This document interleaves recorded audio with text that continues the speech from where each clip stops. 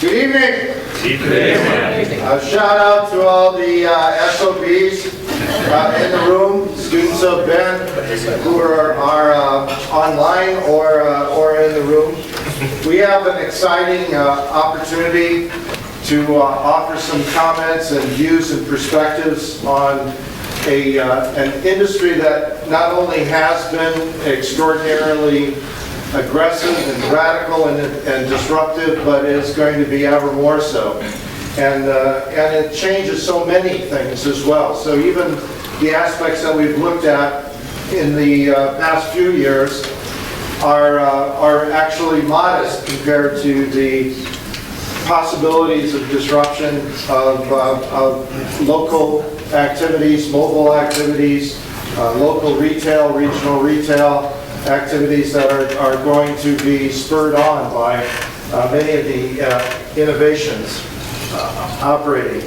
And so we're going to get a perspective today from three analysts who have some insight and their own perspectives on priorities associated with the transformation of these markets.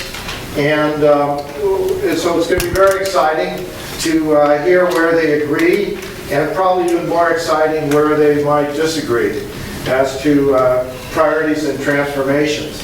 We're going to hear from each of the analysts in turn, and then we'll have a session of some discussion with them as a panel and open it to yourselves for questions and challenges to our analyst panel. First, it's a pleasure. This is an awesome group and an awesome mix for us to listen to today. Pallav Jain is with McKinsey, has a fascinating background and certainly an honored undergraduate degree in chemical engineering from IIT and Indian Institute of Technology, which is no easy venue to attend.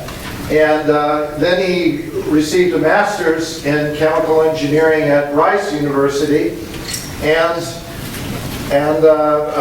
one might think then that was clearly a career path trajectory towards engineering pathway. And he did work with Bechtel and someone in that industry, and then went into unfortunately get an MBA at Duke University. We forgive him that, and we go blue. We think he can overcome that in his life as well. He has an extraordinary background in the industry, and certainly as one who has been teaching in the MBA community, we always appreciate folks with engineering or science and military backgrounds coming into the MBA programs. They often add a special dimension to it. So it's a great pleasure to have us hear first from Pallav Jain from McKinsey. Thanks, Ben. So actually building on Ben's point, essentially what I'm going to talk about today is the wireless industry at an unstable equilibrium. And like Ben mentioned, the industry has gone through a lot of disruption, but when we look forward, there's a potential for even bigger disruptions. We think there are opportunities here. We think there are opportunities here for incumbents to hold on to their position, but also significant opportunities for new attackers. So rather than give you a viewpoint as to what's going to happen, what I'll give you is actually 4 forces that will preserve stability and the incumbents and the position of incumbents today, and 4 forces that will lead to disruption and redistribution of wealth. So before that, let me just quickly kind of recap where we are. If you look back, essentially the wireless industry has significantly outperformed the GDP. If you look at the US wireless industry, the EBIT has grown at around 11% in the last 5 years. The revenues have grown at 11%. The EBIT has grown at about 15%. When you look at across the value chain, what you find is the performance has been different by different components of the value chain. So a lot of the growth in the last 5 years has actually been realized by the component manufacturers and the device manufacturers. which is all driven by the penetration of smartphones. The carriers have done relatively well, but the network infrastructure players have performed significantly worse. The other thing that when we look at this, what we find is, if you look at the top bars, there is actually significant concentration of wealth. In each of those parts of the value chain, the top 2 players represent about 60 to 80% of the total profit pools that are in that value chain. And so essentially what has happened is, the industry has done well, except the network infrastructure players, and 2 players typically in each portion of the value chain have actually captured majority of the profits. So then, if you think about going forward, how is this story going to play out? The first challenge that presents itself is, when you look at where the future source of growth could come from, actually what you find is, historically growth has been driven by increase in number of devices and lines, and increase in device ASPs. But when you look forward, in fact, if you look at last 5 years, all the growth is explained by those 2 factors, almost all. But if you look forward, these 2 factors will represent only 5% CAGR. So essentially, only 5% of growth is going to come from these factors. This is what we would call organic growth, right? We think there is about $85 billion of additional revenues. So just to put it in perspective, the 5% organic growth would be like $45 billion of revenue pool. We think there is about $85 billion of additional revenues that are going to be created in new areas, and that's what is going to cause the potential for disruption, because the key question is, who's going to capture those? So then let me very quickly give you a view of why the incumbents would win. The 4 arguments for why the incumbents would hold on and capture majority of this incremental value. One is spectrum position. If you look at the top 2 carriers in the US, their spectrum, from a low frequency spectrum perspective, the most advantageous spectrum, they have 80% of it. So they're positioned better. Second is pricing structure. As you think about data share plans and those pricing paradigms, they inherently benefit the incumbents because they have the higher wallet share to start with. And so over time, when we actually look at our proprietary consumer surveys, we think there are about 12 million lines that are non-AT&T or Verizon that are at risk because of these data share plans over time.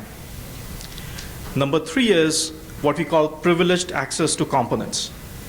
What you will find is, in the last 5 years, because the wealth has got concentrated among the component manufacturers and the device manufacturers and top 2 players, Samsung and Apple and devices, Samsung and Qualcomm and components, a lot of the OEMs have reduced their R&D spend.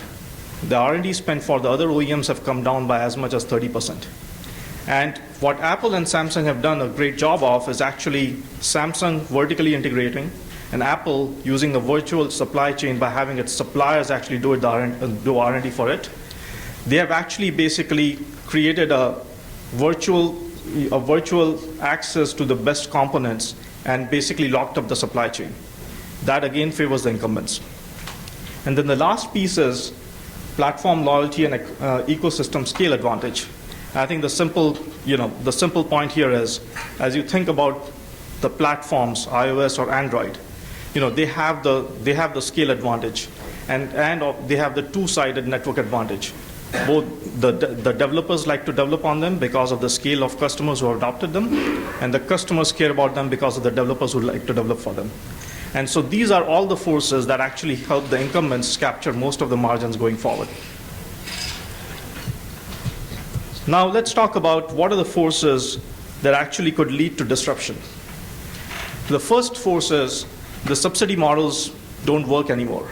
The carrier margins are getting compressed, and hence the carriers are trying to find alternate subsidy models. What you're also finding is some of the low-end carriers are using low-end devices from ZTE, Huawei, etc. And basically, that has become about 44% of their portfolio. So over time, what you will find is the subsidy model is going to change, and hence the premium smartphone players, while they might hold on to their position, the mid-end OEMs, their margins will get compressed. The second thing is outlook on data pricing. As the tier data pricing plans are being adopted, what you're finding is heavy users are actually don't like these plans as much. And if you talk to these users, who represent about $10 billion of the services revenues in the industry, they are about 3x more likely to churn. And what that means is carriers who are more value-oriented, have a play for these customers. The third thing is shifting sources of innovation, and what we mean by that is, in the argument for incumbents winning, I told you that Apple and Samsung have privileged access to certain components, while other players are getting the hang of that game. And so you're seeing Microsoft, Amazon, and other players actually doing the same, playing the same game, where they're trying to lock up the supply chain, and hence new players are coming in to actually get the privileged access to components. And then the last piece that we think will cause a big disruption is that there are new devices that are going to represent about $25 billion of revenues over the next 3 to 5 years. These are sensors, these are goggles, these are all devices that are manufactured by OEMs that are not the OEMs who manufacture smartphones today. And hence, that profit pool can potentially be captured by other players. In addition, when we look at the apps marketplace, what we see is the apps as they exist today, only 1% of apps represent 80% of revenues that are generated by all the app players. Because the winners have figured out a way to kind of dominate those markets. When we look forward, we think the whole app market is going to change significantly. The apps are going to be much more about disrupting retail, healthcare, other adjacent value chains. And that will create opportunity for new platform players, new device manufacturers to capture that opportunity. So essentially, net-net, the way we think about the world is there's actually overall $130 billion of value at stake, $45 billion of organic value, and $85 billion of new value. In terms of who captures it, it's up in the air. The incumbents are positioned well because of certain factors, but those advantageous positions may not translate well in the future, because where the growth is going to come from, those apps, sensors, devices, and those subsidy models may not work as well in the future. That's kind of our perspective on this.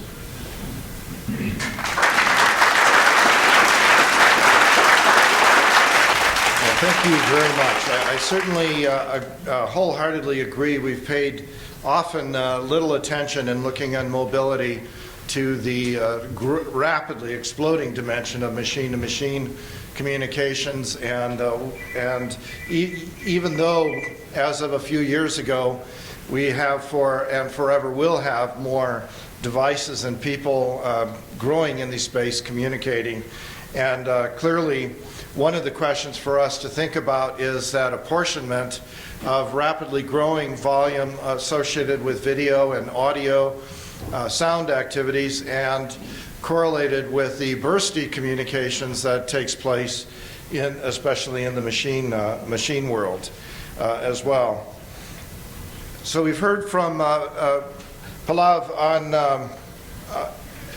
next we're going to hear from Dan Littmann.